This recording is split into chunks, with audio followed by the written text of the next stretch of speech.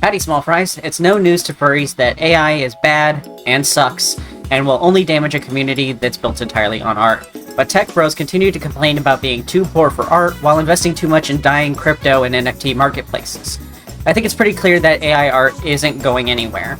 At least not until some world-ending scenario happens, like someone making a video of a world leader declaring war on another country that leads to the death of millions, but that won't happen because YouTube added a button that you're supposed to click if you're using AI to make videos mimicking other people.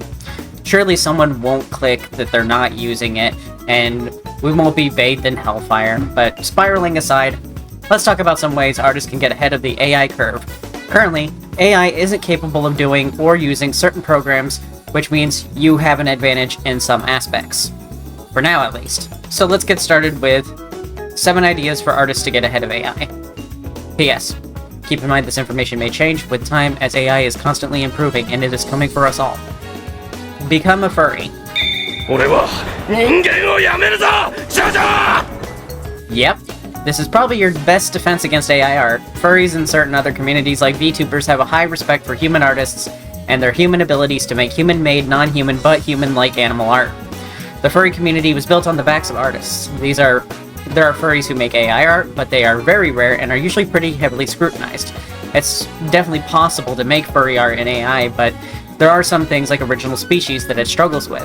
I've tried generating some stuff out of curiosity, out of some more well-known original species, and, well, just look for yourself. This is a protogen, according to the AI. Yeah. Same thing, right? And this is a circle. Yeah, alright. Sure, if you squint really hard, forget everything you know about circles and take 3 steps back away from the screen. I think AI struggles with these because, compared to other art forms, there isn't a large enough sample size for them to pull from. There are better examples that I have seen, but I don't think you'll be seeing a lot of original species showing up anytime soon, because even the good examples still get a lot wrong to someone who is knowledgeable about these species. There's quite a bit actually wrong with this picture that's just like entirely way off base from what circles look like. The body types aren't correct, the breasts are way too pronounced, of course the Egyptian garb, there's no Egypt in their universe. The nose is got a muzzle that's like a canid would have, and it actually has a nose, whereas circles don't have an actual nose. They taper to a point, and then there's 2 nostril holes. The ears are also wrong. It's just there's so much wrong here that doesn't actually identify them as a circle at all. These look more like some sort of desert-dwelling rat.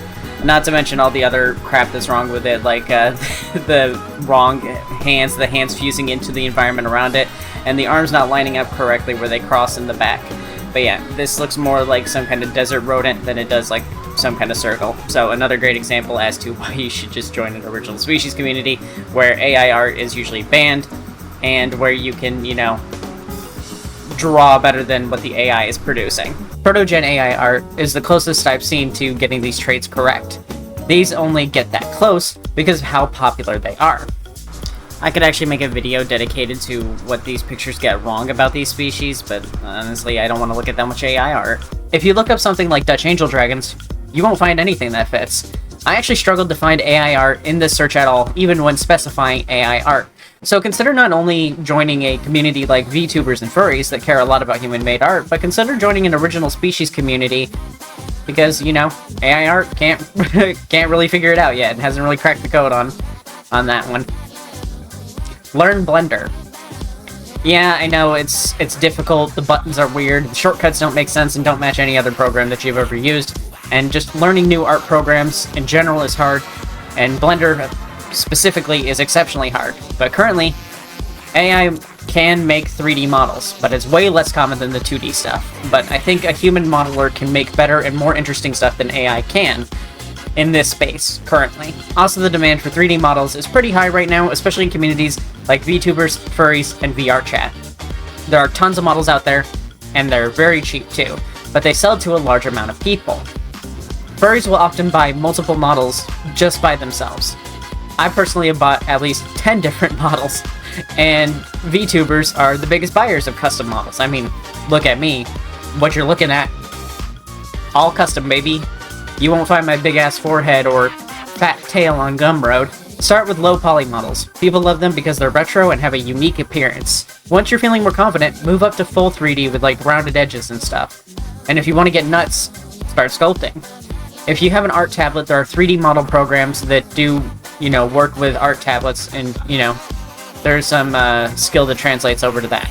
If you're an artist who does digital art, you can include reference images or even media packs for VTubers like emotes, stickers, intros, that kind of thing. I'd hurry though, because the more people that move to this, the harder it will be to make sales on it. Gumroad already is getting very difficult to find interesting stuff on because every modeler is doing the same thing right now. Trying to make a model for every single species of furry that's out there. Traditional art. What does an AI art prompter and AI have in common? That's right, they both can't pick up a pencil. Eventually a drawing robot will be made, but even when that happens, the price of them will be too expensive for the average prompter to afford. While the market for traditional art isn't in demand right now, there is a possibility that traditional art may go on the rise during the Great Wealth Exchange. What is the Great Wealth Exchange? Well, currently, the majority of wealth in America is in the hands of the few. Billionaires, millionaires, boomers, and some Gen X. Once they die, that money will all change hands to the next in line in the family. That means that when Grandpa is chilling with the worms, his money will be inherited by kids and his grandkids. This is significant because millennials can't afford homes, but when the Great Wealth Exchange happens, you're going to see some big changes. First, millennials will start buying homes. Second, birth rates will skyrocket. Gross. And 3, several industries will die off since millennials have different values and different concepts of value. The first and third ones are the most important here. I really don't think your art is going to pertain too much to the increased birth rate. I don't think babies are going to be buying your art. But if people buy houses, they'll want to decorate their homes, and usually with art. Also, millennials and Gen Z value art more than boomers and Gen X do. The only art I've ever seen in a boomer's house is Norman Rockwell's and mass-produced I bought this at Target garbage. This is a long-term investment though. Currently, there is not much of a market for traditional art. And we have no idea when in the next 30-ish years this will happen. We also don't know how the entire landscape of everything will change. I could be entirely wrong. But if you can make physical art right now, do not let that skill, worsen. Maintain it. Keep going. Keep working with it. Keep making traditional stuff. And if you're a furry, it's pretty commonplace to buy traditional art for convention badges, so try doing convention badges. AI data centers have addresses. AI may be digital, but that info has to be hosted somewhere physical. Just saying. Learn animation. Currently, the closest AI gets to animation is full video, and it's usually pretty low quality. As an added benefit, you can upload animations that you make to YouTube and make some extra coin on the side. Even if it's a short 5-second thing, you should still consider learning some animation and mixing it in with your pics. I have a feeling even just some added physics animations might get you just a few more clicks. Post speed paints. AI art doesn't have a creative process. It doesn't sketch, it doesn't color, it doesn't line, it makes it all at once like a printer. So you should make sure to save and create speed paints of your work and include them with your commissions and post them alongside submissions of the final product. Some art programs will do this automatically, but OBS can record your screen and it's pretty easy to set up with lots of tutorials out there that you can follow. Besides, it adds a professional air to your work. You can also send me these speed paints and I'll use them in the background of future videos, with credit, of course. So, it's just free advertisement. Learn Live 2D. Live 2D Cubism is a program that basically applies a mesh to your art that is made up of a series of triangles. Think of it like turning your 2D art into a 3D model. These triangles are like polygons, and they get bent and stretched in order to animate it without having to redraw it 1,000 times. The program was made to make anime girls more animated and have a wide variety of animations with less work and less time spent. Mostly this is done to spice up dialogue boxes, so that instead of a motionless staring anime girl, you have a moving staring anime girl. The obvious application of this is the VTubers that you've seen everywhere, but you can even do just a small animation of the character vibing. I highly recommend learning Live 2D, especially if you're a furry artist. This is the next major art skill, I think. Next to, 3D. As a furry VTuber, personally, it's very rare for me to find someone who can make a live 2D furry model from sketch to fully rigged. I had to learn how to rig all my own models, and I have no artistic ability. It's mostly just clicking and dragging, but like, over a week of time. A lot of furry VTubers just go to 3D models, even though there are people like me who greatly prefer the 2D look. I personally love the variety of styles that are out there, but the styles that I look for are never available in Live 2D. In Live 2D, it's almost always just anime.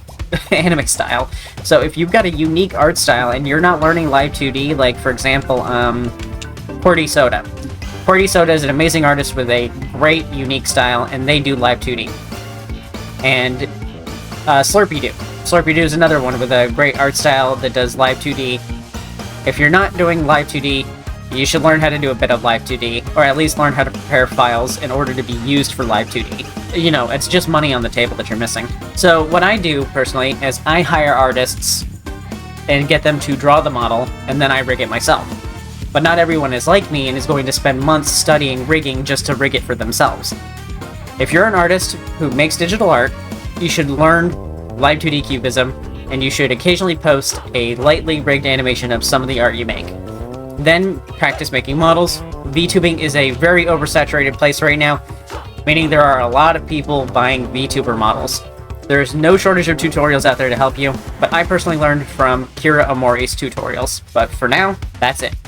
If you have any ideas or thoughts on this subject, make sure to share them below, and I might make a follow-up with more suggestions. Thanks for watching, and thanks to my shrimp simps, Rask, Verb, WildKitty69, B, Bait, Cryptid, Artha, Slag, Colorado Blue, Vaderson, Linky, Kikimeris, Blackjack, Molding Brick, and Copyleft. People like them make videos like this possible, so thanks again for your support, and I'll see you next time. Bye!